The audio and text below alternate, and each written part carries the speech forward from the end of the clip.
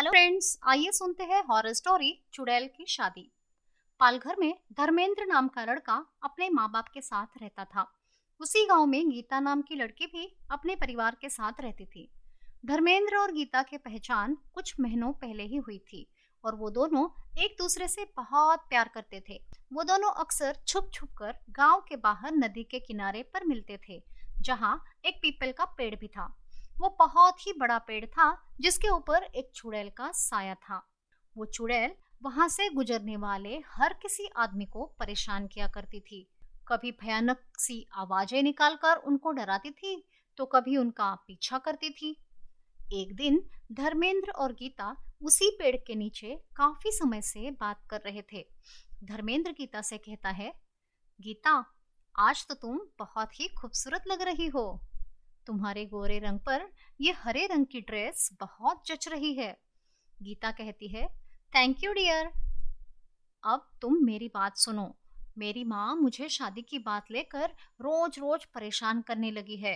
तुम मुझे सिर्फ इतना बताओ कि शादी की बात करने के लिए मेरे घर पर कब आ रहे हो। धर्मेंद्र एकदम से चौंक जाता है और पूछता है, शादी? अरे लेकिन तुमने ही तो कहा था कि हम लोग शादी अगले साल करेंगे। तुम तो डिप्लोमा का कोर्स कर रही हो ना? वो पूरा करने के बाद ही तुम्हें शादी करनी थी। तो अभी काफी टाइम है, फिर बीच में ही क्या हो गया? इतनी क्या जल्दी है? फिर गीता कहती है, मेरे रिश्ते वालों की तरफ से मेरे लिए बहुत अच्छे अच्छे रिश्ते आ रहे हैं और मेरे माँ पिता सबको मना नहीं कर पा रहे हैं, इसलिए वो लोग मेरे पीछे पड़े हैं। तुम आओगे या नहीं और कब, इतना मुझे बताओ। फिर धर्मेंद्र कहता है, अरे गीता मेरी रानी, तुम नाराज क्यों होती हो? मैं आज ही अपने घर में माँ पिताजी से बात करता हूँ। चलो अब जल्दी से घर चलते हैं, वरना देर हो जाएगी। इतने समय से धर्मेंद्र और गीता के बीच में जो बातचीत चल रही थी, वो सब पीपल के पेड़ पर बैठी चुड़ैल सुन रही थी। उसको धर्मेंद्र बहुत ही पसंद आ गया था। वो कहती है, ये लड़का दिखने में बहुत ही अच्छा है, इससे तो सिर्फ मैं ही शादी करूंगी। और फिर जोर जोर से हंसने लगती है। अगर मैं ही इससे शादी कर लूं तो मजा आ जाएगा। और वो बहुत खुश हो जाती है। जैसे ही धर्मेंद्र और गीता घर जाने के लिए वहां से निकलते हैं, वो चुड़ैल भी पेड़ से नीचे उतरकर उन दोनों का पीछा करने लगती है। गीता के घर पहुंच जाती है। जैसे ही गीता घर के अंदर जाती है, उसकी माँ कब से उसका इंतजार कर रही होती है और परेशान रहती है। इसलिए गीता के आते ही वो उसे डांटने लगती है।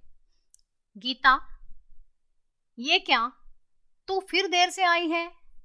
कहाँ जाती है, कहाँ से आती है, कुछ पता नहीं चलता। हम लोग तुम्हारी बहुत फिक्र करते हैं, इसलिए जल्दी से तुम्हारी शादी करना चाहते हैं। सब रिश्तेदार रोज रोज हम लोगों से पूछते रहते हैं, हम लोग उनको क्या जवाब दे? हाँ? तब गीता के पिताजी बीच में बोल पड़ते हैं, अरे गीता की माँ, क्यों इतना डांट रही हो मेरी बेटी को? शादी तो उसकी करनी है, लेकिन इतनी भी ज्यादा जल्दी मत करो। फिर गीता की माँ कहती है, आप तो चुप रहिए। आपकी प्यारी बेटी को डांटना आपको जरा भी पसंद नहीं, मुझे पता है। फिर गीता के पिताजी कहते हैं, मैं तो हमेशा ही चुप रहता हूँ, तुम्हारे आगे कहाँ कुछ बोल पाता हूँ। फिर गीता अपने कमरे में चली जाती है। ये पूरे परिवार की बातें दरवाजे के बाहर खड़ी रहकर चुड़ैल सुन रही होती है। वो बहुत खुश हो जाती है और कहती है, अरे ये तो बहुत ही अच्छा हुआ कि ये दोनों आपस में झगड़ा कर रहे हैं। अब मुझे मौका मिलेगा और मैं इनकी बेटी को उठाकर अपने जंगल में ले जा पाऊंगी। उसको ले जाकर बांध के रखूंगी। कल तो मेरा राजा धर्मेंद्र शादी की बात करने के लिए आ ही जाएगा। और वो बहुत खुश हो जाती है। जब रात को गीता सो जाती है, तो चुड़ैल उसे उठाकर जंगल में ले जाती है और उसे उसी पेड़ से कैद कर देती है जिस पर वो चुड़ैल रहती थी। गीता रोने लगती है और कहती है, अरे नहीं, मुझे यहाँ पर क्यों कैद किया है? कोई बचाओ मुझे, और बचाओ बचाओ करके चिल्लाने लगती है। फिर चुड़ैल गीता से कहती है, अब तो मैं तेरे धर्मेंद्र से शादी करूंगी, क्योंकि वो मुझे बहुत पसंद आ गया है। वो कभी भी मुझे पहचान भी नहीं पाएगा, क्योंकि मैं जिसका चाहे रूप ले सकती हूँ। मैं तुम्हारा रूप लेकर उसके साथ शादी करूंगी। ऐसा कहकर चुड़ैल वापस गीता के घर चली जाती है और गीता का रूप ले लेती है। अगले दिन धर्मेंद्र अपने माँ बाप के साथ गीता के घर आ जाता है। गीता की माँ उनका स्वागत करती है। फिर धर्मेंद्र अपने माँ पिताजी की पहचान गीता के माँ पिताजी से कराता है। गीता के माँ बाप उनका अच्छी तरह से स्वागत करते हैं और उनको घर के अंदर ले जाकर बिठाते हैं। फिर धर्मेंद्र की माँ कहती है, जैसे कि आप जानते ही हो, धर्मेंद्र और गीता एक दूसरे से शादी करना चाहते हैं। हम भी चाहते हैं कि आप भी इन दोनों की शादी करा दो।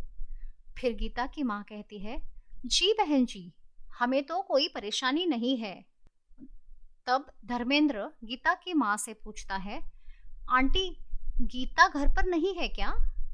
गीता की माँ कहती है, हाँ बेटा, घर में ही है, सुबह से सो रही है। तुम जरा जाकर देखो तो क्या हुआ है उसे। जब धर्मेंद्र गीता के कमरे में पहुंचता है, वहां चुड़ैल गीता के रूप में बैठी हुई होती है। उसके बिखरे बाल और लाल लाल आंखें देखकर धर्मेंद्र घबरा जाता है और पूछता है, अरे गीता, तुम्हें क्या हुआ है? ये बाल क्यों खुले रखे हैं और तुम्हारी ये आंखें ऐसे लाल क्यों हो गई है? तुम्हारी तबीयत तो ठीक है ना रानी? अभी माँ और पिताजी के सामने तुम ऐसे कैसे जाओगी?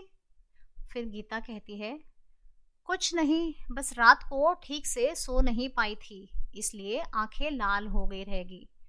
फिर जैसे तैसे धर्मेंद्र गीता को तैयार होने बोलता है और अपने माँ पिताजी के सामने उसे ले जाता है। फिर शादी की बातचीत होती है और खाना खाकर धर्मेंद्र अपने परिवार के साथ घर चला जाता है। कुछ दिनों के बाद वो शादी कर लेते हैं। शादी के बाद धर्मेंद्र बहुत ही खुश होता है। जब रात में वो अपने कमरे में आता है, वहां पर गीता घूंघट में उसका इंतजार कर रही होती है। धर्मेंद्र गीता से कहता है, अरे डार्लिंग, इतना इंतजार करवाया, अब ये घूंघट लेकर क्यों बैठी हो? अपना चांद सा मुखड़ा तो दिखाओ। तब गीता कहती है, आप ही घूंघट हटाकर देख लो जी। तब धर्मेंद्र चुड़ैल का घूंघट हटाता है, लेकिन उसे देखते ही धर्मेंद्र की जान निकल जाती है। वहां गीता के रूप में चुड़ैल बैठी होती है।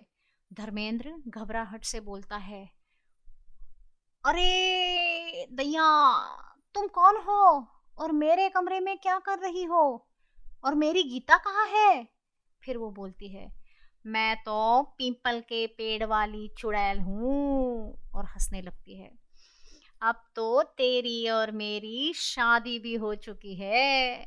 अब तो मैं तेरे साथ ही रहूंगी राजा। उस गीता को भी मार डालूंगी जिसे मैंने जंगल में कैद करके रखा है।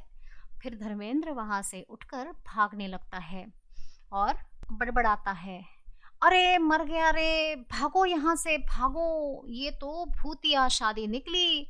भाग धर्मेंद्र भाग। धर्मेंद्र डर के मारे वहां से भाग निकलता है और सारी घटना अपने माँ बाप को बयान करता है। तभी शोर शराबा सुनकर आजू बाजू के गांव वाले वहां पर जमा हो जाते हैं। धर्मेंद्र उन्हें भी सारी बात बताता है। तभी वहां पर चुड़ैल भी आ जाती है। अच्छा, तो धर्मेंद्र के बच्चे, तूने यहाँ पर पूरे गांव को जमा कर रखा है, ये बचाएंगे क्या तुझे? और फिर जोर जोर से हंसने लगती है। इन सब की मौत इन्हें यहाँ पर खींच लाई है। ये सब के सब मरेंगे, या तो तू मेरे साथ चल। धर्मेंद्र चुड़ैल की बात सुनकर उसे कहता है, मेरे होते हुए तू इनको नहीं मार पाएगी। मैं तेरे साथ चलने के लिए तैयार हूँ। फिर धर्मेंद्र की माँ उसकी बात सुनकर रोने लगती है और कहती है, अरे कोई तो बचाओ रे मेरे धर्मेंद्र को, ये तो चुड़ैल के साए में फंस गया है। इसे कोई बचाओ, बचाओ मेरे बच्चे को। फिर वो चुड़ैल से कहती है, छोड़ मेरे बच्चे को, छोड़ दे। तभी चुड़ैल धर्मेंद्र को पकड़ लेती है और उड़ते हुए उसे पीपल के पेड़ की तरफ ले जाती है, जहां पर उसने गीता को कैद करके रखा था। सब गांव वाले और धर्मेंद्र के माता पिता भी उनके पीछे पीछे जाने लगते हैं। अभी भी धर्मेंद्र की माँ बहुत रोती है और रोते रोते कहती है, अब कौन बचाएगा मेरे पुत्र को चुड़ैल के साए से। तभी एक गांव वाला बोलता है, अरे ऐसा कैसा मार डालेगी, धर्मेंद्र ने हमारी जान बचाने के लिए अपनी जान का खतरा मोल लिया है, हम भी सब मिलकर उसकी जान बचाएंगे। फिर दूसरा गांव वाला बोलता है, अरे भैया ये सब हीरोगिरी छोड़ो, अगर तुम्हारे पास कोई योजना है तो वो बताओ, चुड़ैल है वो, कोई गली का गुंडा तो नहीं। फिर तीसरा गांव वाला बोलता है, सुना है चुड़ैल आग से डरती है, तो क्यों ना हम उस पेड़ को ही आग लगा दे जिस पर वो चुड़ैल रहती है। फिर पहला गांव वाला बोलता है, हाँ भाई चलो ये भी करके देख लेते हैं। फिर सब लोग पीपल के पेड़ के आजू बाजू इकट्ठा हो जाते हैं, जहां पर चुड़ैल ने धर्मेंद्र और गीता को कैद करके रखा होता है। गांव वालों को देखकर चुड़ैल उनकी तरफ भागती है, जिसे देखकर गांव वाले डर के मारे कांपने लगते हैं। अरे बाप रे, ये तो हमारे तरफ ही आ रही है, कोई गांव वाला कहता है।